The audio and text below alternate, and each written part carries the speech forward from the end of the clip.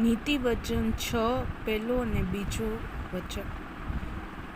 મારા દીકરા, જો તું તારા પડોશીનો જામીન થયો હોય, જો તે પારકાને માટે કોલ આપ્યો હોય, તો તું તારા મોઢાના વચનોથી ફસાયો છે, તું તારા મોઢાના શબ્દોથી સપડાયો છે.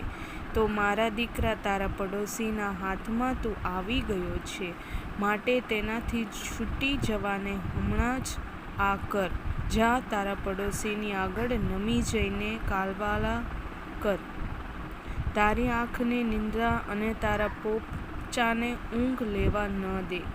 જેમ શિકારીને કબજેથી હરણી અને પારધીના હાથમાંથી પક્ષી છૂટી જાય, તેમ તું પોતાને છૂટો કર.